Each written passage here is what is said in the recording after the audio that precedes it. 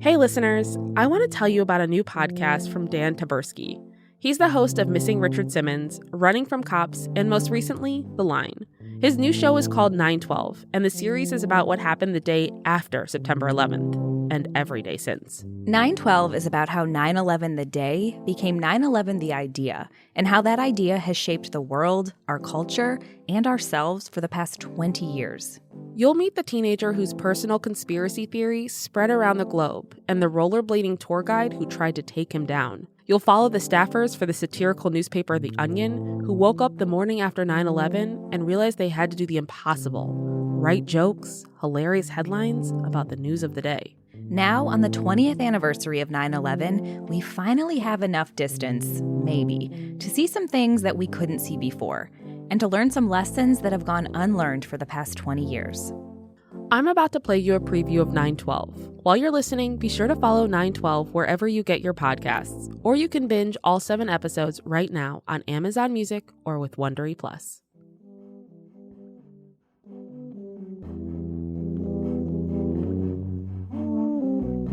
In the days after 9/11, it really did feel like nothing would ever be funny again. Thank you very much. Welcome to the Late Show. This is our first show on the air since New York and Washington were attacked. Even the men on late night had abandoned their post, then shuffled back one by one, cowed by their lack of words to describe what had happened. Letterman came first. Watching all of this, I wasn't sure that I should be doing a television show because for 20 years we've been in the city making fun of everything, making fun of the city, making fun of my hair, making fun of Paul, well.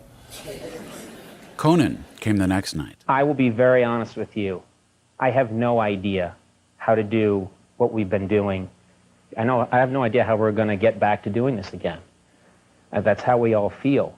And then Jon Stewart, 2 nights later. I was a producer on The Daily Show then, standing just off stage with the rest of the staff, feeling like someone had pulled the parking brake at full speed.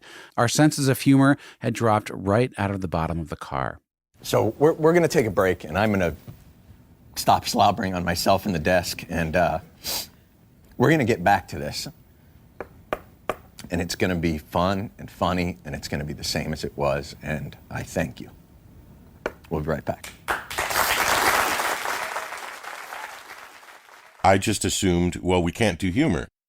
Todd Hanson was the head writer at the satirical newspaper The Onion at the time. I mean, everyone on the staff assumed that, and so we canceled it and we just went dark. And of course, who cares? It's just comedy, right? But here's the problem. The Onion isn't just a scrappy college comedy thing anymore. They have financial backers. They have payroll. They have ad buys to fulfill. Hell, they still have to pay They Might Be Giants. They can't just stop printing whenever they want. They have to put out their next issue. A whole newspaper full of topical humor about the news of the day, jokes about whatever everyone is talking about right now. You see the dilemma here. I don't recall, at the time, thinking, we stand on the cusp of history, gentlemen. Our jokes will determine humor for... It wasn't like that. Onion writer John Crewson. It was, listen, I know it's been a week, but I just want to go home and curl up in a ball some more. Yeah. Todd Hanson, the head writer. And so we just assumed, well, we'll just have to come up with material that has nothing to do with the current events. It's just like observational humor about life or something. But even saying that, we'll just not talk about it. It felt absurd. I mean, what else was anyone thinking of? Writer Carol Kolb. I mean, obviously you're not thinking of anything else.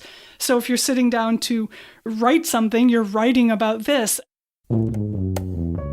What we decided to do was come up with ideas and see if we were getting anywhere, and decide from there.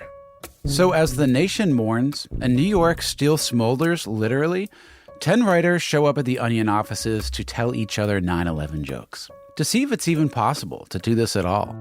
So it was just like a bunch of like stinky, unkempt writers, you know, with their little notebooks. Everyone wrote just a mountain of stuff. Staffer Mike Lowe. And then you do your Onion meeting where, you know, you pitch your stuff. And you pitch in the form of headline. Pitch in the form of headlines, that's right.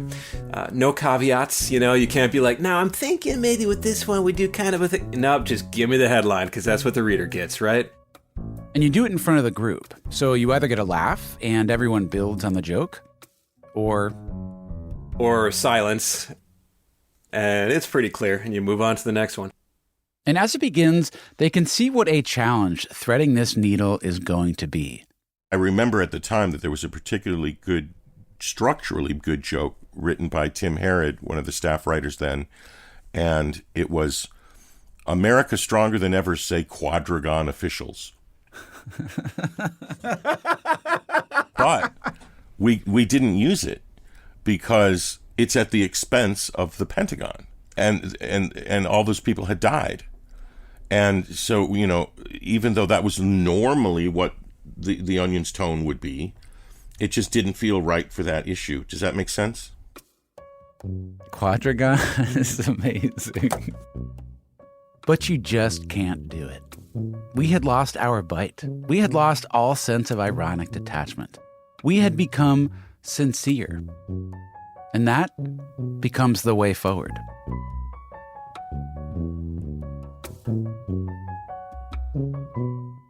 Follow 912 wherever you get your podcasts, or you can binge all 7 episodes right now for free on Amazon Music or with Wondery Plus.